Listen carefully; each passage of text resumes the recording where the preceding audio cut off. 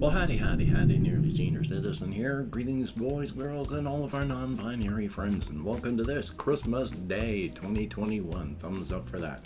I have nobody and no one, and so today is a day all by my little lonesome. I mean, I have my kids, but were raised by my in-laws who have spent the past 7 years since my wife died, telling my kids how evil I am, so not a great relationship there. Doing the best I can though, but past that, it's just another day for me. Yay! But I hope it's a great Christmas for you. I hope you're with whatever family and friends you have. And remember, while family is, genetic, family is not. You can pick and choose your family. If your blood relatives suck, cut them loose. Find new family. That's the one thing I like about the Fast and Furious franchise, is that family's important, but family is who you choose. And of course, I want to front load the video because of YouTube algorithms. So yay, if you could toss me a like, that would be very cool. I do appreciate all the positive validation I get. If you could subscribe to the channel, that would be very awesome.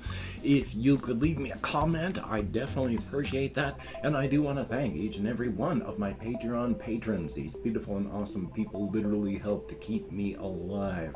My disability barely covers my rent, leaving me next to nothing to survive on. Without these people, I would be homeless or worse. So thank you, each and every one of you. It is beautiful and awesome and appreciated.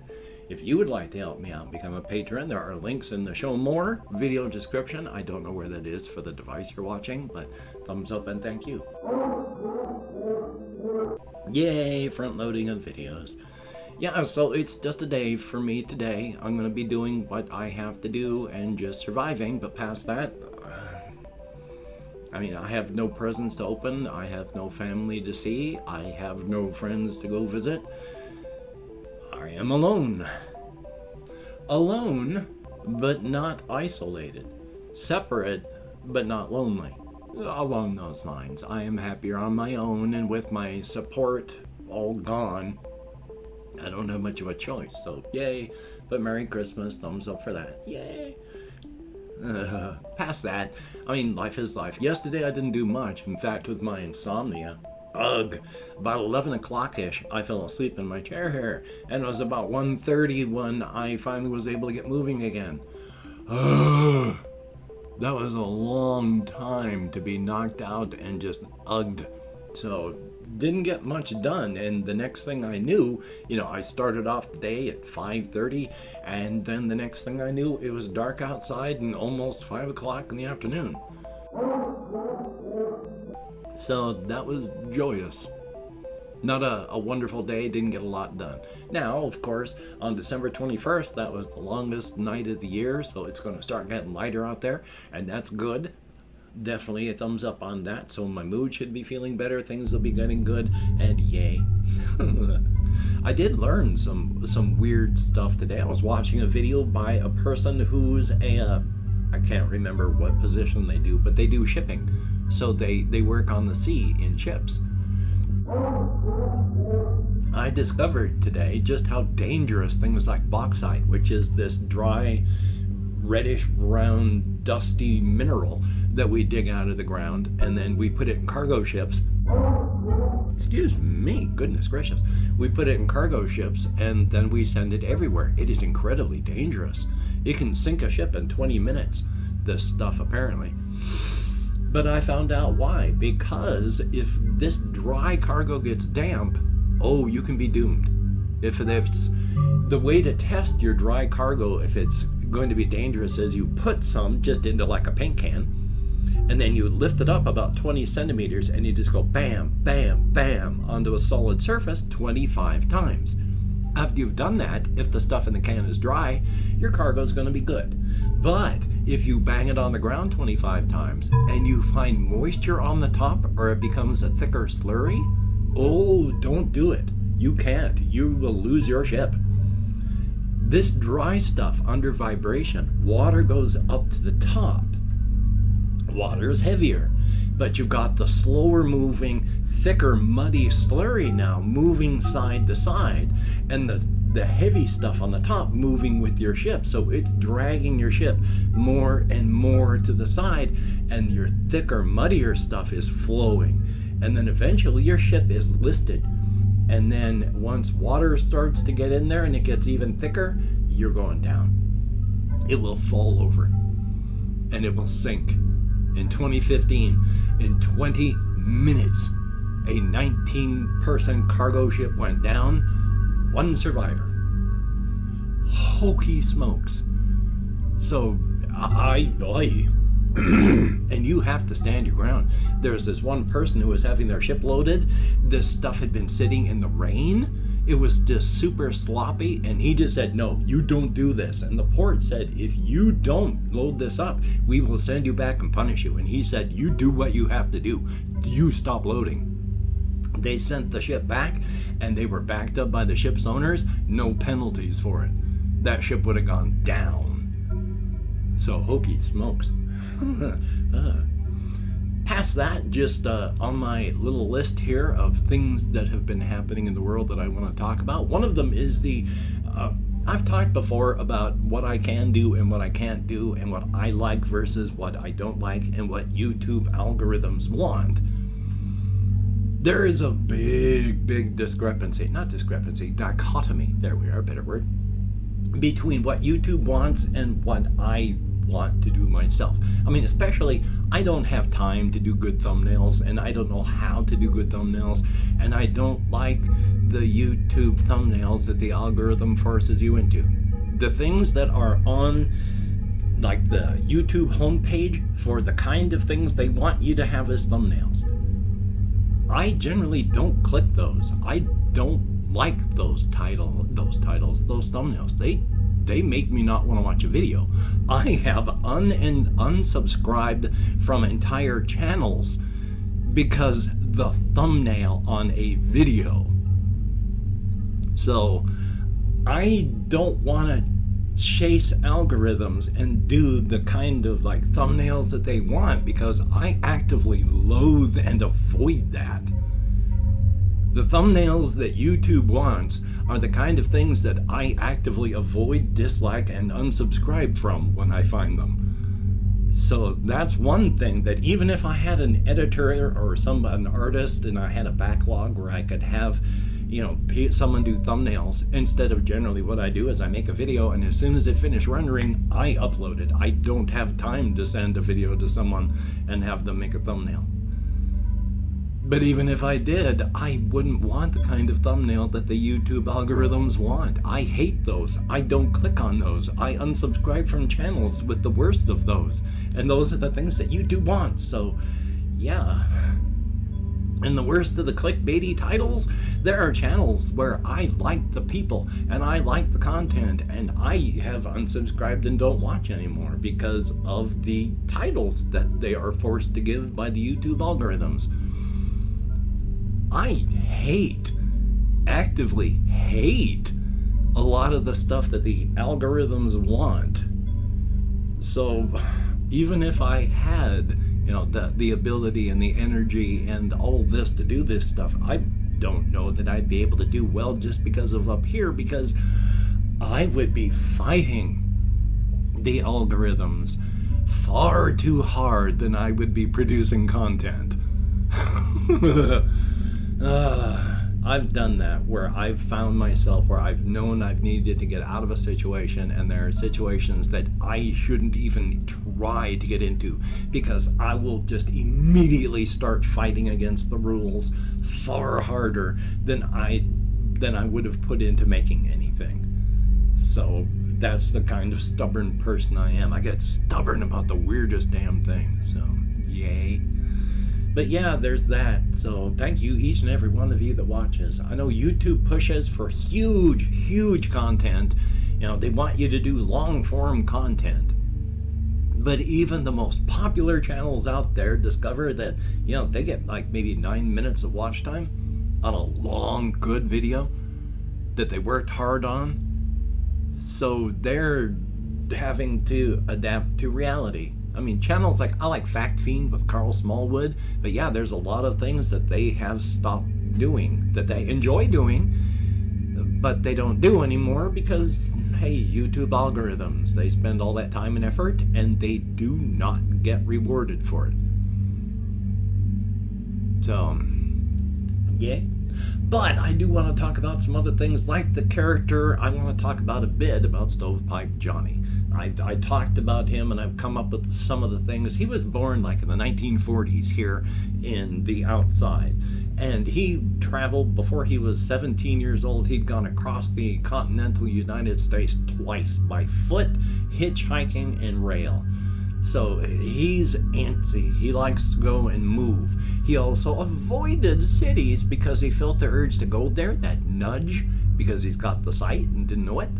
And he's contrary enough, he didn't like that. He doesn't like city stuff. So until he was like 19 years old, he just avoided all those things. But from 19 to about age 22, once he gave in, went into a city, followed the glamours and the nudges, and found the inside, he started going from door to door, exploring the razor's edge in each door. About 10 of them, at least, is in those 3 years just traveling across the United States.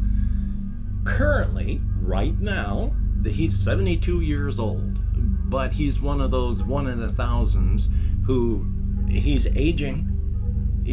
Looks like he's in his mid-30s, and eventually will age out and kick off, unlike, Speleodonkus and Ray, where he's, unless he gets killed, he's not going to die. He's going to just look, scrawnier and older as he gets older, but he ain't going to die of old age, whereas Stovepipe Johnny does have a time limit on how long they can be around.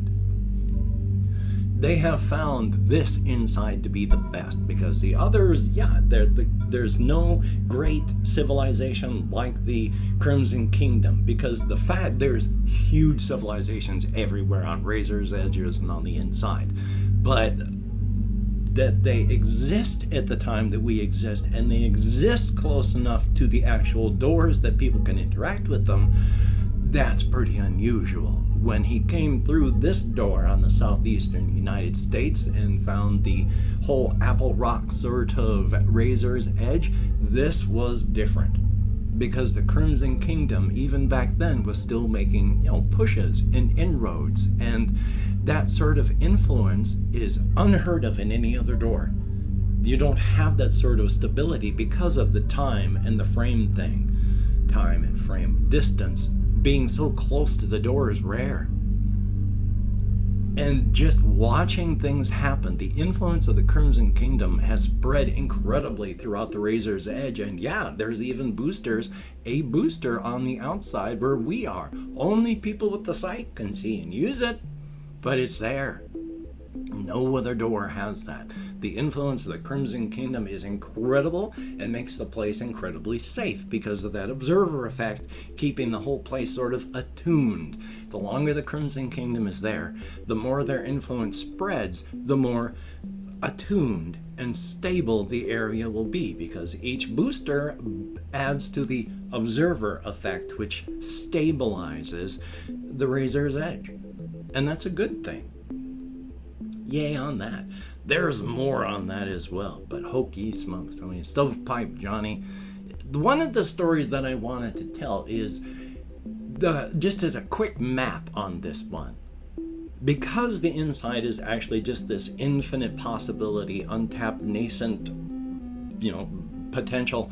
Every door has this block of land, and the energy flows up and through this to the center and then comes out into the outer world. From here, energy flows into the doors, outward and out into the inside. There is that flow of energy to sustain the inside. The center of this particular inside is, in fact, the Crimson Kingdom. It is a 20 million kilometer circumference with the Crimson Kingdom right there in the middle of it. On the Razor's Edge, there's actually a center of that too, because it's a 10,000 kilometer center. The center of that is actually Apple Rock, and not only the town of Apple Rock, but the town, in the town where that little mountain is, more of a hill. Where the Apple Rock Kaiju is, that is the center of this particular Razor's Edge. The Apple Rock Kaiju is the most powerful being in this particular Razor's Edge. And I'll speak more of that on another day as well, because I've opened up 24 hours worth of comments. My community tab, going to go through and thank 20 to 25 people for having left me comments. I haven't had 25 in a very long time, but as long as there's more than 0, thank you so very much. If I mispronounce the username, no disrespect is intended. And even though I count in American Sign Language with my depression, fibro, and all sorts of memory issues, I do the best I can, but we have Ice Damon, thumbs up and thank you. Basilisk Frenzy, I like the name, thumbs up. Donald Chapman, appreciated and thank you. We have Constable Lopez, greatly appreciated, and HOKEY Smokes, I hope everything works out well. We have Ben B, thank you very, very much. There is Sondaro 97, greatly appreciated. Liking the covers 4968, excuse me, greatly appreciated. Tony with 2 Y's and then XZ, thumbs up and thank you. There is Joshua Tirado, thumbs up and thank you. All 9 people who left me comments in the past 24 hours. Thumbs up, Merry Christmas and an upcoming Happy New Year to absolutely everybody that has watched the video this far. It is appreciated. Thumbs up and thank you. You're not gonna itch your nose. Yay. Now, how do I do the rest of this? I've forgotten. I derailed myself, and that's always wonderful. But with my hands in the air, I don't know what device you're watching this on, but there is a show more video description inside. There are links to all my various channels, as well as my Twitter, Facebook, my Patreon. And again, I would like to thank each and every one of my Patreon patrons. These beautiful and awesome people are truly beautiful, truly awesome. I cannot work. I am broken. And without these people's help, I would not be doing well at all. So thank you, each and every one of you. I am kept alive. My pets are kept alive by them. Thank you. Thumbs up for that. If you'd like to help me out without becoming a patron, I have a PayPal link. And if you'd like to help me out without doing anything like that, there's an Amazon wishlist link. Things like cat food and hamster bedding and stuff on it. If you could check it out, that'd be cool. Don't feel obligated. I don't feel entitled. And if you cannot or do not donate, I take all good wishes and I deposit them in the bank of my heart where I draw interest. So thank you very much. If you toss me a like to appreciate all the positive validation I get from my existence. And of course, if you could hit the notification bell on the subscription button, that'd be very cool. Thank you very, very much. I'm not going to be doing much today. It is still raining. Things are going to be largely shut down. People are going to be with family, as they should, family and friends. So I'm probably just going to try and write and be creative as I can, play video games, watch videos, walk, exercise, do what I can. Thumbs up for that. If you have to go out amongst others or you have others coming over, please just be as safe as you can. You know, if you don't have to be out amongst others that you know are unsafe, don't. If you have to be around others and you're not sure, wear a mask. Just wash your hands often or use a sanitizing liquid. Try not to touch your face. Maintain what social distancing you can. Get a vaccine if you haven't. Get a booster if you can. We got to get through this, and a great Christmas present is not spreading the Kofefe bug and hospitalizing or murdering any of your family. That would be good. So, Merry Christmas, and I will see you again. Take care. Have a great day. And as stated, I will see you on the flip side because I derailed myself and I got lost.